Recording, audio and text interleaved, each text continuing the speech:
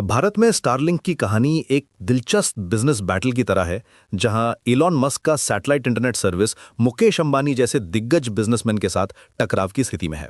आज हम इस कॉम्प्लेक्स सिनेरियो को समझते हैं कि क्यों स्टारलिंक का बिजनेस मॉडल भारतीय मार्केट में चैलेंजेस फेस कर रहा है। सबसे पहले बात करते हैं प्राइसिंग की। स्टारलिंक का मंथली प्लान 3,000 रुपए है, जबकि जियो फाइबर 399 रुपए से शुरू होता है। ये डिफरेंस सिर्फ नंबर्स का नहीं है, ये दो अलग फिलॉसफीज का है। स्टारलिंक प्रीमियम सर्विस देता है उन एरियाज के लिए जहां ट्रेडिशनल ब्रॉडबैंड नहीं पहुंच सकता, लेकिन भारतीय मार्केट में अफोर्डेबिलिटी एक मेजर फैक्टर है। टोटल यहां समझने वाली बात यह है कि जब आपका कंपेटिटर 10 गुना कम प्राइस में सर्विस दे रहा हो, तो आपको अपनी पोजीशनिंग बहुत केयरफुली करनी पड़ती है। रेगुलेटरी चैलेंजेस भी कम नहीं है।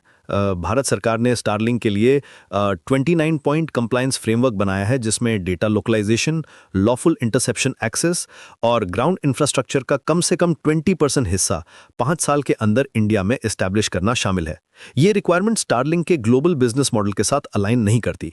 कंपनी को अपने स्टैंडर्ड ऑपरेटिंग प्रोसीजर्स में सिग्निफिकेंट चेंजेस करने पड़े हैं। मुकेश अंबानी की जियो का स्ट्रैटेजी बिल्कुल अलग है। उन्होंने स्पेक्ट्रम एलोकेशन के लिए ऑक्शन की डिमांड की थी, जबकि स्टारलिंक एडमिनिस्ट्रेटिव एलोकेशन चाहता था। गवर्नमेंट ने स्टारलिंक के फेवर में डिसीजन लिया, लेकिन इससे डोमेस्टिक प्लेयर्स के साथ टेंशन बढ़ गई। जियो और एयरटेल का आर्ग्यूमेंट यह है कि ये अनइवन प्लेइंग फील्ड क्रिएट करता है। सिक्योरिटी कंसर्न्स भी बड़ा इशू है। स्टारलिंक को अपने ऑपरेशंस के बारे में डिटेल्ड इन्फॉर्मेशन शेयर करनी पड़ी है, जो कंपनी के ग्लोबल प्राइवेसी पॉलिसीज के अगेंस्ट जाता है। पाकिस्तान और बांग्लादेश में स्टारलिंक के ऑपरेशंस को लेकर भारत में चिंताएं हैं, क्योंकि सैटेलाइट सिग्नल्स ज्योग्राफिकल बाउंड्रीज को इजीली क्रॉस कर सकते हैं। मार्केट डायनामिक्स की बात करें तो स्टारलिंक का टारगेट ऑडियंस प्राइमरली रूरल और रिमोट एरियाज हैं, जहां ट्रेडिशनल ब्रॉडबैंड इंफ्रास्ट्रक्चर नहीं है। लेकिन भारत में जियो और एयरटेल का नेटवर्क कवरेज इतना एक्सटेंसिव है कि स्टारलिंक के लिए सिग्निफिकेंट मार्केट शेयर कैप्चर करना चैलेंजिंग हो जाता है। इन कंपनीज ने ईयर्स में अफोर्डेबल प्लान्स के साथ कस्टमर लॉयल्टी बिल्ड की है। टेक्नोलॉजी अप्रोच में भी फंडामेंटल डिफरेंसेस हैं। स्टारलिंक का satellite based model high latency और वेदर डिपेंडेंसी के इश्यूज फेस करता है, जबकि fibre based services consistent performance देती हैं।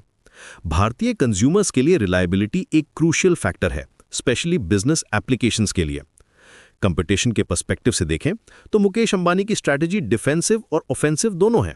जियो ने अपना सैटेलाइट इंटरनेट वेंचर भी लॉन्च किया है SES के साथ पार्टनरशिप में, जो डायरेक्ट कंपटीशन क्रिएट करता है।